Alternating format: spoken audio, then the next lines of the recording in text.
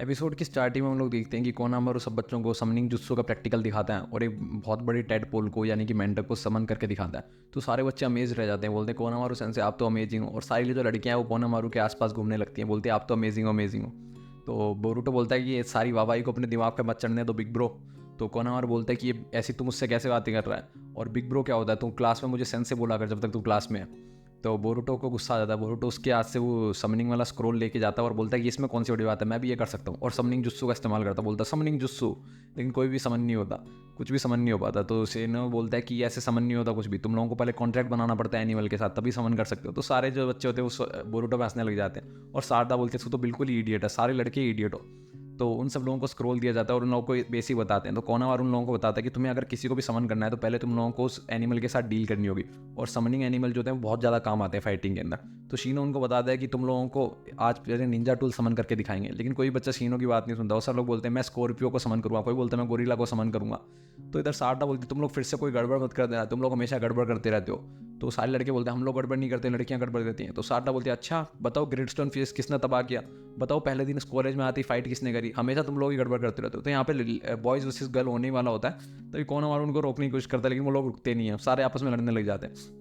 तो इधर हम लोग देखते हैं वो जब वापस चले जाते हैं तो बोरुटो को शिकाडा बोलता है तू और शारदा तो दोस्त हो ना बचपन से। तो बोरुटो बोलता है मैं दोस्त नहीं हूँ, हमारे डैड्स दोस्त हैं बस वो। और फिर वो ये सब बोलते बोलते इधर याकीसोबा बन लेने जाते हैं वहाँ पे। तो दुकान वाले को याकीसोबा बन का बोलते हैं, लेकिन सिर्फ यहाँ पे एक ही याकीसोबा बन बचा हुआ होता है। तो सब वो बोलती है कि तुम लोग डिसाइड कर लो किसको लेना है। तो बोरुटो और शारदा जो थे वो आपस में लड़ने लग जाते हैं, बोलते हैं कि ये लास्ट है, मैं लूँगा मैं लूँगा मैं लूँगा। तो बोरुटो देखता है कि बाकी सारे याकीसोबा बन कहाँ गए। तो देखते हैं कि चोचो जो बाकी सारे याकीसोबा बन ले चुकी होती है और खा रही होती है। इतने में शारदा वो बच्चा हुआ लेके जाने लगती है। तो बोरुटो बोलता है हम लोग तुझे लेके जाने देंगे।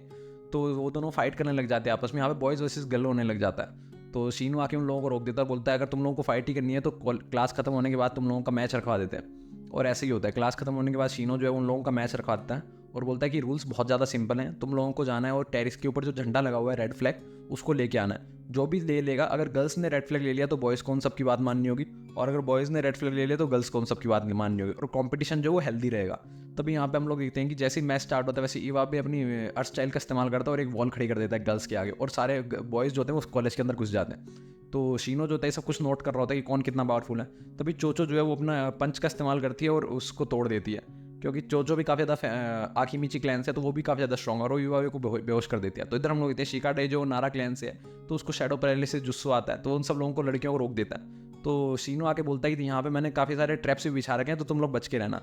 तो ओवरटो वगैरह भागते बोलते हैं ऐसे तो पेपर बम फटते रहेंगे तो ये कॉलेज ही तबाह हो जाएगा, मतलब अकेडमी तबाह हो जाएगी। तो सारी लड़कियां जो हैं उन पर शुरिकेन जुस्सू से अटैक कर देती हैं, लेकिन मेटली उनको आराम से रोक लेता है। लेकिन इतने बच्चों को देख के मेटली भी नर्वस हो जाता है और बोरुटो वगैरह सब लोग भाग जाते हैं। तो शारदा जो है वो उचिया क्लैन की लास्ट मेंबर है, वो शुरिकेन जुस्सू में काफ़ी ज़्यादा इंटेलिजेंट है, तो वो शुरिकेन जुस्सू से मेटली को पकड़ लेती है।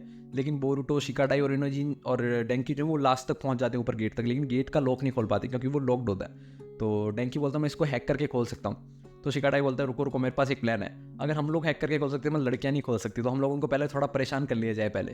तो इधर हम लोग इतने शारदा वगैरह जो थी वो ट्रैप में फंसी हुई होती हैं, उनके आगे का रास्ता बंद होता है। तो वहाँ पे एक कमेलियन आ जाता है, वो असली कमेलियन नहीं होता लेकिन उसके सुपर बीस्ट रोल का होता है, सारी लड़कियां उसको देख के डर जाती है। तो बोरुटो बोलते हैं ऐसे तो हम लोग उनको अपने हाथ गंदे किए बनाए मजा सिखा देंगे। तो सारी लड़कियां जो होती हैं उन लोगों को पकड़ने लगती है, तो डेंकी वहाँ पे बच जाते हैं और बोरुटो वगैरह सब लोग भाग जाते हैं। तो डेंकी बोलता है अब तुम्हारे हवाले वतन साथियों। तो बोरुटो वगैरह जो है वो छुप के आ जाते हैं एक स्टोर रूम में, और शिकाडाई बोलता है अगर डेंकी पकड़ा गया तो हम लोग गेट नहीं खोल पाएंगे, एक काम करेंगे कि बोरुटो तू जा बाहर से आउटसाइड से जा टेरिस पे चला जा और तब तक हम लोग लड़कियों को संभाल लेंगे। तो बोरुटो बोलता है मैं एक समनिंग जुस्सू लेके चला जाता हूँ स्क्रोल, कि अगर मुझे लड़ना पड़ा तो मैं वहाँ पे जाके लड़ दूंगा।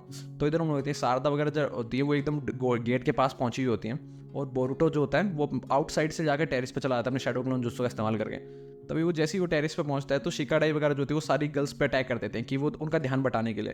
तो जैसे ही वो अटैक करते हैं तो वैसे ही सारी लड़कियां परेशान हो जाती हैं, वो बोलती हैं कि हम लोगों को पेपर बॉम्ब का इस्तेमाल करना होगा, और वो गेट को उड़ा देती हैं टेरिस के जिस पे लॉक लगा हुआ होता है। और बोरुटो परेशान हो जाता है उन लोगों को देखिए क्योंकि गेट उड़ चुका है। तो बोरुटो बोलता है कि मैं अकेला लड़ नहीं पाऊंगा इनसे, तो वो समन कर देता है जो बीस्ट होता है उस स्क्रोल के अंदर, उसको जैसे ही समन करते हैं वैसे ही वहाँ पे एक मॉन्स्टर दिख जाता है जो हम लोगों को पिछले एपिसोड में दिखा था डार्क साइड में।